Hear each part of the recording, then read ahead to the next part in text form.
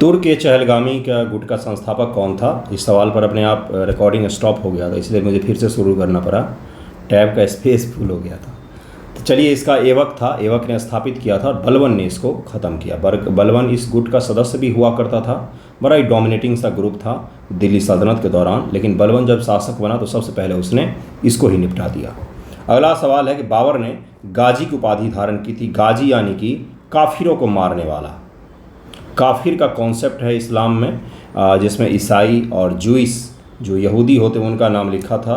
चूँकि उस एरिया में हिंदू नहीं होते तो इसलिए हिंदू का नाम नहीं लिखा हुआ था। तो जो भी इस्लाम को नहीं मानने वाले लोग होते उनका काफिर लिखा होता था नाम, और काफिरों को मारने वाले गाजी की उपाधि धारण करता था। इस्लाम का जो रक्षक होता था वो गाजी की उपाधि धारण करता था।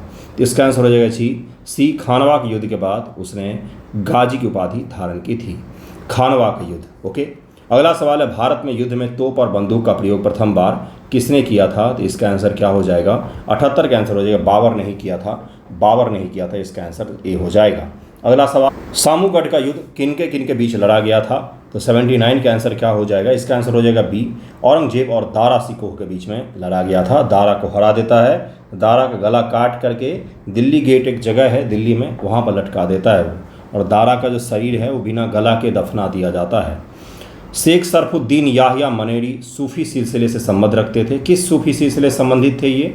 फिरदौसी, चिश्ती, सुहरावर्दी, नक्शबंदी। इसका आंसर हो जाएगा ए। ये फिरदौसी से थे। फिरदौसी का बिहार में बहुत ज़्यादा प्रभाव रहा है। हल्दी घाटी के युद्ध में मुगल सेना का नेतृत्व कर रहे थे कौन?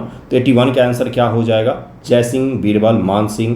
तो मानसिंह थे जो मुगल सेना का नेतृत्व कर रहे थे, और राणा प्रताप के साथ में हल्दी घाटी एक जगह है वहीं पर युद्ध हुआ था।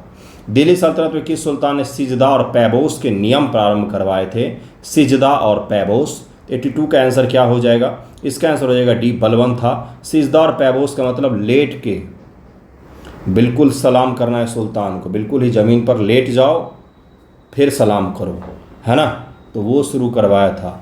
मगर आप सुल्तान से मिलने गए हैं तो पहले ही अपना एटीट्यूड आपका बाहर रह जाएगा, आत्मसम्मान की धज्जियाँ उड़ा दी जाएंगी। लेट करके कौन प्रणाम करता है भाई?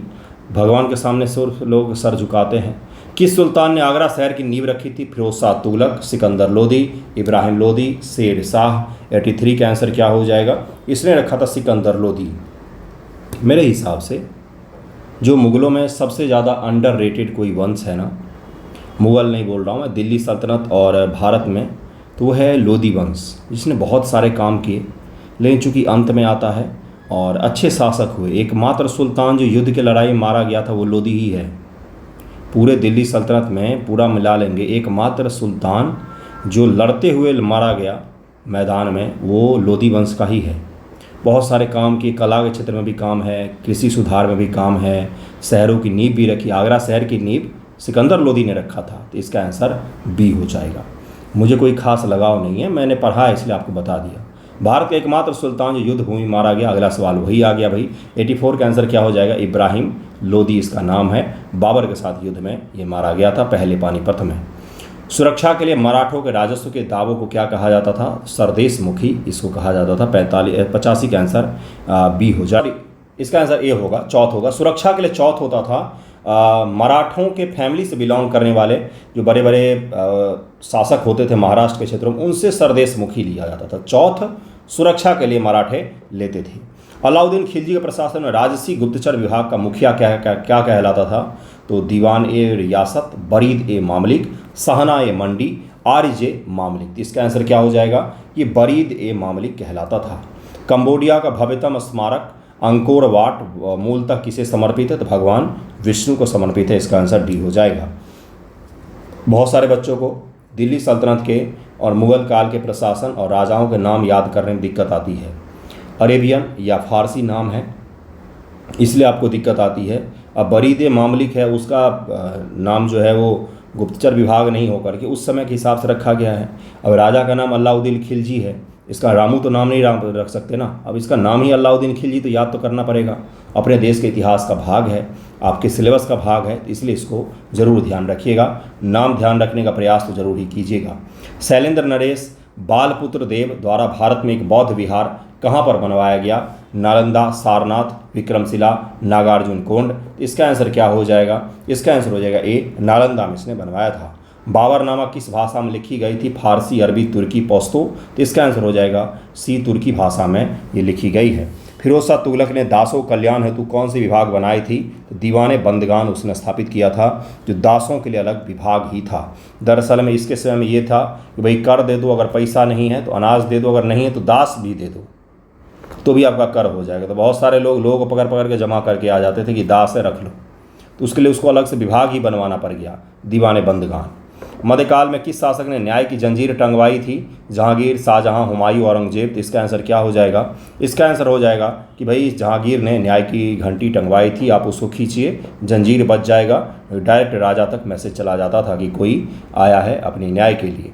अलवार थे, तो अलवार कौन होते हैं? तो वैष्णव संत होते हैं। नैनार, भगवान शिव के 3 नेत्र होते हैं, तो नैनार सैविज्म से बिलोंग करते हैं। इस प्रकार से ध्यान रख सकते हैं। निम्न से किस सम्राट ने मनसबदारी प्रथा में 2 अस्पा और सिंह अस्पा को लागू किया था? मनसबदारी अकबर के समय में शुरू किया गया था, अकबर ने शुरू किया था। अकबर ने इसको सीखा था मंगोलों से। मंगोलों की प्रणाली का नाम था दशमलव प्रणाली। दशमलव यानी कि 10 लोगों की एक प्रणाली होगी। दशमलव से मनसबदारी पनपा। मनसबदारी को रिफॉर्म करते हुए 2 अस्पा और सिंह अस्पा प्रणाली लागू कर दिया जहांगीर ने। अगला सवाल है, किस शासक को कश्मीर का अकबर कहा जाता है? जैनुल आबिदीन को कहा जाता है। जैनुल आबिदीन को कहा जाता है। बहुत ही उदार शासक था, लेकिन इसने उदारता में सती प्रथा को फिर से चालू करवा दिया कि हम किसी के धर्म में हस्तक्षेप नहीं करेंगे। इस कारण से सती प्रथा को इसने चालू करवा दिया था। निम्न से किस मालवा सुल्तान ने मांडू में एक विशाल दारुल सिफा का निर्माण करवाया था? 95 का आंसर क्या हो जाएगा? इसका आंसर हो जाएगा 95 का ए, महमूद खिलजी वन ने करवाया था। दारुल सिफा यानी कि एक प्रकार का अस्पताल हो गया। अकबर के संदर्भ में कौन सा गलत सुमेलित है? इबादत खाना की स्थापना 1575 में, मजहर की घोषणा 1569 में, दीन इलाही 1582 में, तीर्थ यात्रा कर की समाप्ति 1563। इसका आंसर बी हो जाएगा। मजहर की घोषणा 1569 नहीं 1579 में किया गया था। अगला सवाल है, वह सुल्तान जिसे उसकी उदारता कारण लाख बख्श के नाम से भी जाना जाता था? इल्तुतमिश, रजिया सुल्तान, बलबन, कुतुबुद्दीन ऐबक। कुतुबुद्दीन ऐबक को लाख बख्श की उपाधि प्रदान की गई थी। बीपीएससी प्रीलिम में ये पूछा जा चुका है। निम्न में से कौन अकबर के नवरत्न में शामिल नहीं था पूछा जा रहा है? हकीम हुकाम, फैजी, महावत खां, मुल्ला दो पियाजा नाम है इसका। तो इसका आंसर हो जाएगा सी, महावत खान शामिल नहीं था। राजा बीरबल, मियाँ तानसेन, अबुल फजल, फैजी, राजा मानसिंह, राजा टोडरमल, मुल्ला दो पियाजा, फ़कीर आजियो आओ, दीन और अब्दुल रहीम खाने खाना, ये सब के सब उसके नवरत्न में 9 लोग शामिल थे। मेगास्तीनी ने भारतीय समाज को कितने समूह में विभाजित किया है? उसने जाति प्रथा और लोगों के पेशा से कन्फ्यूज कर दिया खुद को, और उसने भारत के समाज को बी यानी कि 7 भागों में विभाजित किया है, जिसमें दार्शनिक, कृषक, योद्धा, पशुपालक, कारीगर, निरीक्षक और मंत्री हुआ करते थे। यानी कि भारतीय समाज में दार्शनिक इतने ज़्यादा हुआ करते थे उस समय, दर्शन देने वाले फिलोसोफर, कि उसने फिलोसोफर के अलग समूह ही बना दी। सोचिए जरा किस प्रकार का अद्भुत समाज होगा। निम्नलिखित चोल शासकों में से किसने बंगाल की खाड़ी को चोल झील का स्वरूप प्रदान कर दिया? तो राजेंद्र प्रथम है, जिसने इंडोनेशिया, श्रीलंका और कई सारे द्वीपों पर स्थापत्य कर मतलब कि अपना राज्य को फैला दिया, जिस कारण से और अपनी नौसेना इतनी मजबूत कर दी कि बंगाल की खाड़ी में इसके इच्छा के बिना कुछ भी नहीं हो सकता था। चोलों का अधीन ग्राम शासन के बहुत से ब्यौरे जिन शिलालेखों में हैं वह कहाँ हैं? वह उत्तर मेरूर का अभिलेख है, उत्तर मेरूर का है, जिसमें चोलों के बारे में बहुत सारा वर्णन किया गया है और इसको चोलों के लिए काफ़ी अहम माना जाता है इस अभिलेख को। निम्नलिखित में किसे भारत का नेपोलियन कहा जाता है? बहुत ही गलत चीज़। नेपोलियन के बहुत साल पहले था, 1000 वर्ष से ज़्यादा पहले था ये। इसका नाम है समुद्रगुप्त। चूँकि बहुत बड़ा विजय अभियान इसने किया था, इधर से जीतते गया था नीचे तक, जीतकर फिर इधर से वापस आया था ये, है ना। इसीलिए इसको भारत का समुद्रगुप्त कई सारे लोग कहते हैं, जो कि नहीं कहना चाहिए। समुद्रगुप्त को भारत का नेपोलियन कहते हैं, जो कि नहीं कहना चाहिए। नेपोलियन नहीं था ये, नेपोलियन से काफ़ी बहुत पहले आया था, महान था ये। लेकिन हम औपनिवेशिक लोग हैं, जब तक बड़े लोगों से अपना कंपेयर नहीं करते तब तक हमारा मन नहीं भरता। इसीलिए किसी इतिहासकार ने मुंह उठाकर इसके कह दिया कि भाई ये भारत का क्या था, तो नेपोलियन था। समुद्रगुप्त को भारत का नेपोलियन कहा जाता है। इतिहासकार विंसेंट स्मिथ ने संज्ञा दी और भारत के किसी इतिहासकार ने उसको खारिज भी नहीं किया, बल्कि सहर्ष हम स्वीकार कर लेते हैं। किस अभिलेख से ज्ञात होता है कि स्कंदगुप्त ने हुनों को पराजित किया था? भीतरी स्तंभलेख, इलाहाबाद स्तंभलेख, मंदसौर अभिलेख, उदयगिरी अभिलेख। तो इसका आंसर हो जाएगा ए, भीतरी स्तंभलेख से ही पता चलता है। न्यूटन के सिद्धांत से बहुत पहले किसने गुरुत्वाकर्षण का सिद्धांत दे दिया था? तो ये दिया था ब्रह्मगुप्त ने। ब्रह्मगुप्त ने इस सिद्धांत को प्रतिपादित किया था। शक एवं गुप्त संवत के बीच लगभग में कितना अंतर होता है? तो शक और गुप्त संवत के बीच लगभग में 241 वर्षों का अंतर होता है। निम्न से किसने बोध गया में सिंघली भिक्षुओं के लिए विहार बनाने की अनुमति दी? सिंघली यानी कि श्रीलंका से आने वाले भिक्षुओं के लिए एक विहार निवास स्थल बनाने की घोषणा अनुमति दी। ये अनुमति दिया था समुद्रगुप्त ने। निम्नलिखित राजाओं से किसने धर्म महाराज की उपाधि धारण की? 107 का आंसर क्या हो जाएगा?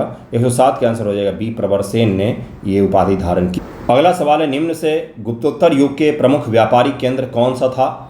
तो कन्नौज था। कन्नौज प्रथम प्रमुख व्यापारिक केंद्र था। इसी कन्नौज को लेकर के त्रिपक्षीय संघर्ष होगा पाल, प्रतिहार और राष्ट्रकूटों के बीच में।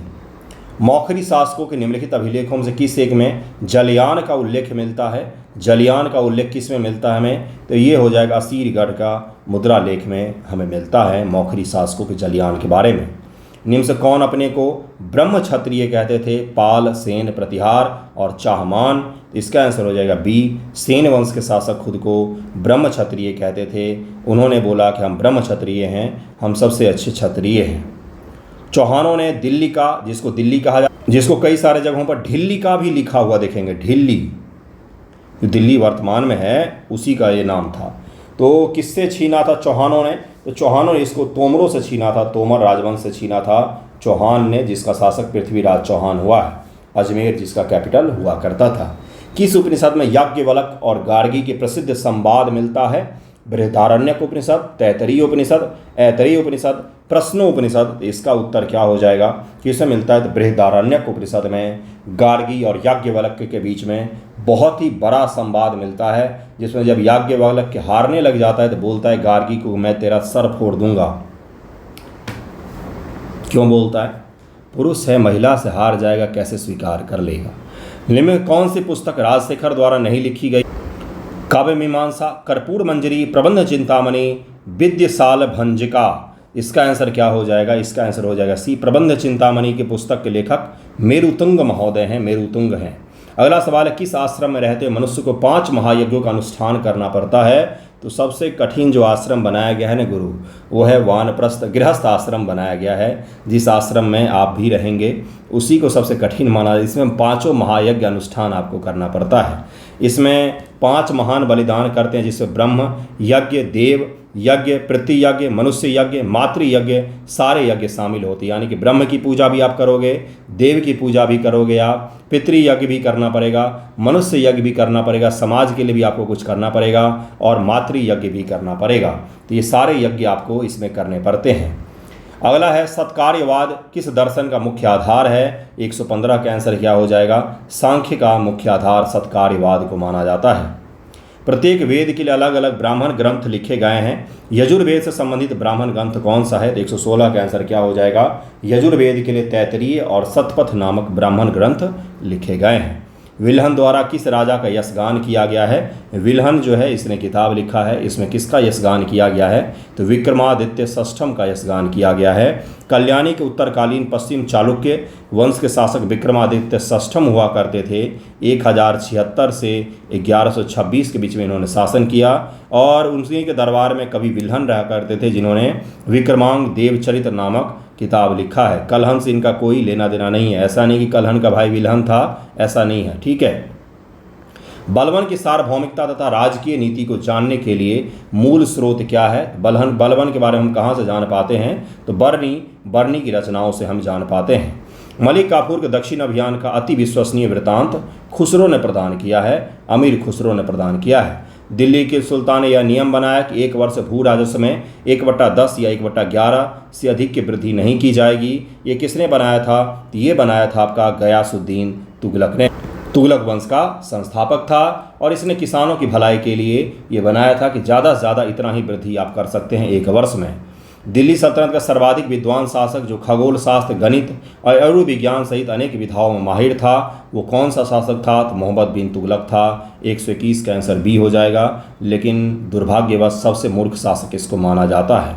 अगला सवाल है, निम्नलिखित सुल्तानों में से किससे खलीफा से सैयद उद सलातीन की पदवी प्राप्त हुई थी? सुल्तान से प्राप्त हुई थी, खलीफा से प्राप्त हुई थी इसको। खलीफा जो उससे मुस्लिम साम्राज्य के सबसे बड़े नेतृत्वकर्ता और नेता हुआ करते थे, सबसे बड़े धार्मिक व्यक्ति भी उन्हीं को माना जाता था। उनसे उपाधि मिलना इज्जत की बात मानी जाती थी।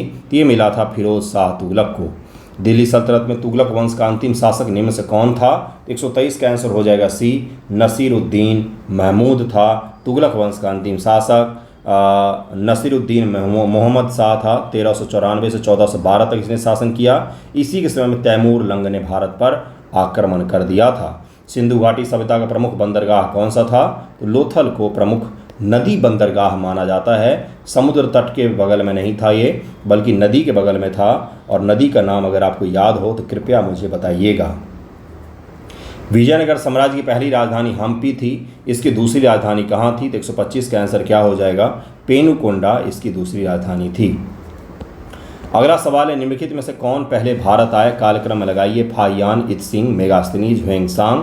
तो सबसे पहले तो मेगास्थनीज आएगा, ये तो मौर्यों के समय में था। उसके बाद से कौन आएगा भाई? तो ह्वेंसांग आ जाएगा, फाहियान आ जाएगा, फिर ह्वेंसांग आ जाएगा, फिर इत्सिंग आ जाएगा। तो 126 का आंसर क्या हो जाएगा? 3 1 4 2, 3 1 4 और सबसे अंत में 2 हो जाएगा। इत्सिंग सबसे अंत में हो जाएगा। इसका आंसर क्या हो जाएगा? 126 का आंसर हो जाएगा बी। लोथल, कालीबंगा, धौलावीरा, बनावली, पुरातात्विक खोज, जुता हुआ खेत, ये पूछा जा चुका है 66 बीपीएससी में। गोदीवारा, पक्की मिट्टी से बनी हल्की प्रकृति और एकमात्र स्टेडियम। 127 का आंसर क्या हो जाएगा? 127 का आंसर हो जाएगा बी, यानी कि ए का 2, बी का 1, सी का 4 और डी का 3 हो जाएगा। प्राचीन काल में भारत पर आक्रमणों के संबंध में निम्नलिखित में से कौन सा एक सही कालक्रम है? तो 128 का आंसर क्या हो जाएगा? सही जो है वो सबसे पहले यूनानी होंगे, फिर शक, फिर कुषाण आएंगे। हड़प्पा सभ्यता के पतन पर निम्नलिखित किसने बाढ़ का सिद्धांत दिया है कि बाढ़ के कारण से हड़प्पा का पतन हो गया? तो SR राव महोदय हैं, उन्होंने बोला था ये। ऐहोल शिलालेख का संबंध किस शासक से है बंधुओं? पुलकेशिन द्वितीय से है। पुलकेशिन द्वितीय ने हर्षवर्धन को हराया था। हर्षवर्धन को दक्षिण विस्तार करने से इसी ने रोका था। संस्कृत व्याकरण अष्टाध्यायी का रचयिता निम्न से कौन है? तो पाणिनि महोदय हैं। और पतंजलि के द्वारा इसी पर टीका की जाती है। महाभास नामक किताब लिखा जाता है। निम्न से कौन सा युग असत्य है? 132 का आंसर क्या हो जाएगा? इसका आंसर हो जाएगा डी, कालीबंगा। RS बिष्ट गलत दिया हुआ है। कालीबंगा को उत्खनन करता बी लाल और बी के थापर हैं। बी लाल और बी के थापर। निम्न से किसके द्वारा सुरकोटदा नामक हड़प्पा संस्कृति स्थल की खोज की गई थी? तो 133 का आंसर क्या हो जाएगा? जगपति जोशी जी ने इसकी खोज की थी। किस विद्वान ने आर्यों का मूल निवास स्थान दक्षिणी रूस को बताया है? इसका आंसर क्या हो जाएगा? ये बताया है नहरिंग एवं गार्डन चाइल्ड ने बताया है कि आर्य जो है मूल रूप से वो दक्षिणी रूस के क्षेत्र से भारत में आए थे। वेद दिया हुआ है और उसके पुरोहित दिए हुए हैं। अब इसको आपको मैच करना है, जिसमें है ऋग्वेद। ऋग्वेद के अलावा क्या क्या है? तो सामवेद, यजुर्वेद और अथर्ववेद है। ब्रह्मा, अधर्वयु, उद्गाता और होत्री, ये आपको मैच करना है। किस वेद के कौन पुरोहित हुआ करते थे, उनका नाम पता करना है आपको। इसका आंसर क्या हो जाएगा? इसका आंसर हो जाएगा बी, ए का 4, बी का 3, सी का 2 और डी का 1 इसका हो जाएगा। ऋग्वेद के होत्री कहलाते थे। सामवेद के उद्गाता कहलाते थे, गाने वाला उद्गाता। यजुर्वेद के अथर्वयु कहलाते थे। अथर्ववेद के ब्रह्मा कहलाते हैं। किस संहिता में स्त्री को जुआ और शराब के भांति बताया गया है? इसका आंसर क्या हो जाएगा? इसका आंसर हो जाएगा ए, मैत्रायनी संहिता में ये घटिया सा चीज़ लिखा गया है। अंग्रेजों ने सूरत में अपनी पहली फैक्ट्री किसकी अनुमति से स्थापित की थी? 137 का आंसर क्या हो जाएगा? जहांगीर की अनुमति से स्थापित की थी। किस लड़ाई ने मोहम्मद गौरी के लिए दिल्ली का क्षेत्र खोल दिया? तराइन का प्रथम, तराइन का द्वितीय, खानवा की लड़ाई, पानीपत की लड़ाई। तो तराइन के द्वितीय युद्ध में पृथ्वीराज चौहान पराजित हो जाता है और उसके पश्चात से उसके लिए दिल्ली का द्वार खुल जाता है। महमूद गजनवी के आक्रमण के दौरान कौन सा विद्वान उसके साथ में था? तो अल-बरूनी उसके साथ भारत आया था। उसी के समकालीन फिरदौसी भी है, लेकिन उसके साथ भारत जो आया उसमें अल-बरूनी सबसे प्रमुख था। निम्न से किस लड़ाई में नादिर शाह ने मुगल सम्राट मोहम्मद शाह को पराजित कर दिया? 140 का आंसर क्या हो जाएगा? करनाल के युद्ध में पराजित किया था मोहम्मद शाह रंगीला को। अगला सवाल है, भारत पर पहला मुस्लिम आक्रमण किस वर्ष हुआ है? तो इसका आंसर क्या हो जाएगा? 712 में मोहम्मद बिन कासिम आक्रमण करता है सिंध के प्रदेश पर। वहाँ पर शासक उस समय में दाहिर हुआ करता था, राजा दाहिर हुआ करता था। इनमें से कौन गजनी वंश का संस्थापक था? अलप्तगीन, महमूद गजनवी, सुबुक्तगीन, इस्माइल। तो अलप्तगीन ने गजनी वंश की स्थापना की थी। इसका उत्तर ये हो जाएगा। अगला सवाल है बंधुओं कि किस मुस्लिम शासक के सिक्कों पर देवी लक्ष्मी की आकृति बनी हुई है? तो वो मोहम्मद गौरी के सिक्कों पर बनी हुई है, क्योंकि मोहम्मद गौरी ने जब चौहानों को हराया तो उनके सिक्के और राजस्व भी उसको प्राप्त हो गए, तो उस पर जो बना हुआ तो बना ही रह गया। ऐसा नहीं है कि इसने अलग से आदेश देकर के देवी लक्ष्मी का चित्र बनवाया, ऐसा नहीं है। निम्न युग में से कौन सा गलत सुमेलित है? बारबोसा कृष्णदेव राय, फारनोआ नूनीज अच्युत राय, निकोलो कांटी देवराय प्रथम, डोमिंगो पायस सदाशिव राय। इसका आंसर हो जाएगा डी, डोमिंगो पायस सदाशिव राय गलत सुमेलित है। डोमिंगो पायस पुर्तगाली यात्री था जो कृष्णदेव राय जी के समय में भारत की यात्रा पर आया था। सुलेमान अल मसूदी, मनुची, पीटर मुंडी। मूल निवासी कहाँ थे? अंग्रेजी, इतावली, अरबी और बगदादी। 145 का आंसर क्या हो जाएगा? इसका आंसर हो जाएगा ए का 3, बी का 4, सी का 2, डी का 1 हो जाएगा। सुलेमान जो था वो अरबी यात्री था, अल मसूदी जो था बगदादी था इराकी, और मनुची जो था ये इटली से आया था, पीटर मुंडी अंग्रेजी यात्री था। सर्वप्रथम लोक निर्माण विभाग PWD जिसको कहा जाता है, पब्लिक वर्क्स डिपार्टमेंट जो है, इसकी स्थापना फिरोज शाह तुगलक के समय में हुआ था। 146 का सी हो जाएगा। घड़ी अथवा गृह कर लगाने वाला दिल्ली का प्रथम सुल्तान कौन था बंधुओं? तो ये था आपका अलाउद्दीन खिलजी था। कृष्णदेव राय ने अमुक्त माल्यदा की रचना किस भाषा में की थी? 148 का आंसर हो जाएगा तेलुगु भाषा में की थी। तेलुगु भाषा के बहुत बड़े विद्वान और संस्कृत भाषा के बहुत बड़े विद्वान थे ये। अगला सवाल है कि जब राजा वाडियार ने मैसूर राज्य की स्थापना की तब विजयनगर साम्राज्य का शासक कौन हुआ करता था? उस समय शासक वेंकट द्वितीय हुआ करता था। अगला सवाल निम्न से किस स्मारक में वह गुंबद है जो संसार के विशालतम गुंबदों में से एक है? तो गोल गुंबद बीजापुर में है। गोल गुंबद बीजापुर का, जिसका डोम जो है वो बहुत ही बड़ा है, दुनिया का सबसे बड़ा माना जाता है और आदिल शाही स्थापत्य का बेहतरीन उदाहरण माना जाता है। मोहम्मद आदिल शाह का मकबरा यही है। ओके, इसको ज़रूर ध्यान रखिएगा। तो ये जो पेपर था ये काफ़ी कठिन पेपर था। इसमें अगर आपके 80-85 प्लस में भी स्कोर कर रहे हैं तो बहुत ही अच्छा आपका स्कोर है। आपको उसको मेंटेन करके रखना है। टेस्ट को रिवाइज़ 3 बार कर लीजिएगा। बहुत बड़ा हिस्सा आपका मैं तैयार करवा दूंगा इन 3 टेस्ट के माध्यम से। ठीक है, धन्यवाद आप सभी का वीडियो देखने के लिए। कोई अगर कहीं मिस्टेक हुआ हो तो ज़रूर कमेंट करके मुझे पहले बता दें, उसके बाद मैं सुधार कर दूंगा। धन्यवाद आप सभी का।